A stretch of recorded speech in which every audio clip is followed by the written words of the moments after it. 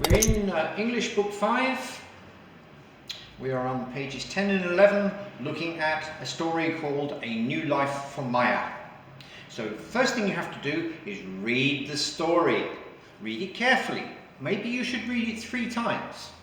Take a look at this word cloud, these new words. If you do not know these words, you need to look them up in a dictionary or online and find out what they mean. If there are any words in here that you don't understand, look them up, find out what they are. Now,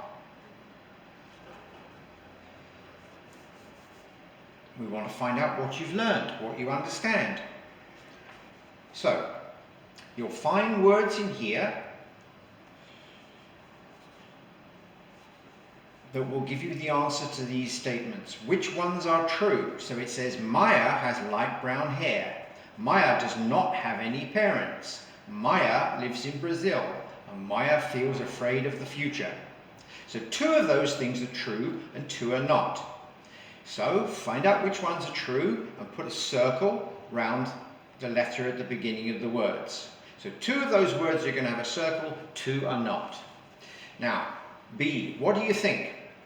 Why do you think the writer describes Maya's hair as a heavy rope? Explain that. What phrase in line 15 shows that Maya was trying to be brave? Why does the writer repeat the word home in lines 15 and 17?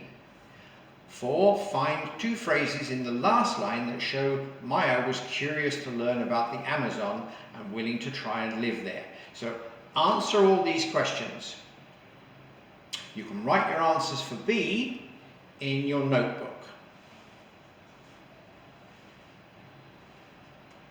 Now, what about moving house? Have you moved house? If you have, you can write about it. What words would you use to describe how you felt before you moved? If you're going to a new place, is it exciting? Is it frightening? Talk about what it's like. Or if you haven't done that, what do you think it would feel like if someone suddenly said, you're going to go and live in Mondulkiri? Write some sentences about that. 12, we're learning how to use the word but correctly. The word but can be used to connect 2 sentences together. And you use it where there is a contrast between the first 2 parts.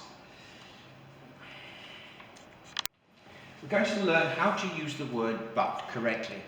We use but when we want to join 2 sentences together to indicate a contrast between the first and second. So the first sentence, the first clause, in this example, Maya says, fear is the cause of all evil. She told that to herself. And then the second thing she said was, but she was afraid. So when we join 2 sentences together like that, we put a comma and then we use but. So here we have, I looked happy, but I was sad inside. That's an example. Write a second clause for these sentences. And remember, you must put a comma before but. Now we've established that we've got 2 parts of a sentence and they are separate and there is a contrast between the 2 of them. In 5 of the sentences below, the conjunction but should have been used instead of and used to join the 2 sentences, 2 clauses together. Which ones are they? So there are 8 sentences, 5 of them you should replace and with but. So let's look at number 1. The forecast was for rain and it stayed sunny all day. Now, does that make sense? The forecast was for rain and it stayed sunny all day. So no, it doesn't make sense. You've got 2 things which are in contrast. They're talking about 2 different things. So instead of putting and, you will replace that with a comma after rain and but. So it now becomes the forecast was for rain, but it stayed sunny all day. So when we use and, there's no comma. When we use but, there is a comma. Look at the other sentences and find the 5 sentences where you need a but and change them. Write the sentences correctly in your notebook. Now make 3 sentences of your own where but is used to indicate a contrast, which would not be expected from the first part of the sentence. Remember to use a comma before but.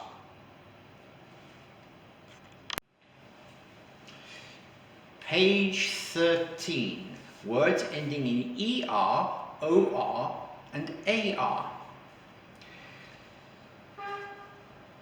When we see ER, OR and AR at the end of words, they have a very particular way of being pronounced.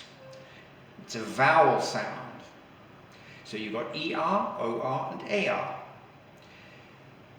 ER and OR endings make nouns which describe someone who performs the action of a verb. So to teach becomes teacher, to garden becomes gardener, and for things like professional and technical nouns, solicitor, which is spelled OR, and professor is spelled OR. But they sound very much the same when you pronounce them. Teacher, solicitor. So the sound is still the same, but the spelling is not. So you need to look at this now that you've learned this idea. You need to make sure that you use the correct spelling of ER or OR in these words. So it's governor, baker, editor, calculator, protester, sponsor, dressmaker, lawyer, supervisor, and actor. But the spellings are not the same. If you don't know those and you're not sure, you need to use a dictionary, because they are not all ER and they are not all OR. You have to find out what the correct spelling is and then write it in. Okay? Now, AR as an ending on a noun is rare. And when you add AR to the examples below, right?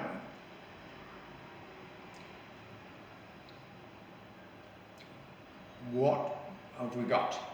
Grammar, burglar, calendar, cellar, caterpillar.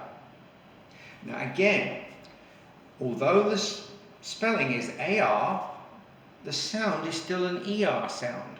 Grammar, burglar, calendar, cellar, caterpillar. It's not grammar, burglar, calendar, cellar, or caterpillar. Okay, so the pronunciation and the spelling are not the same. Now we come to the use of AR as an ending on adjectives. We're talking here about nouns, and nouns were in A. Now in C we're talking about adjectives. The AR ending is used on adjectives. Similar, familiar, peculiar, and particular. Those, again, the sound is not R, it's Similar, familiar, peculiar, particular. Right, so you need to write the endings there. And that's the end of that.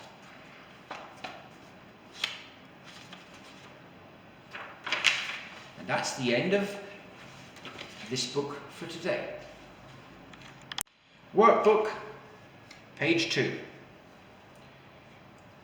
Write 2 adjectives next to the nouns below to describe yourself. So on each line you're going to write 2 adjectives. For example, long hair and black hair would be adjectives to go with the word hair. Do the same for all these other words. Now you can use the information to write a paragraph, a short story about yourself. So you start with, hi, my name is Philip and I am 65 years old. And then you write sentences using these words to describe yourself. And when you've done that, you're finished.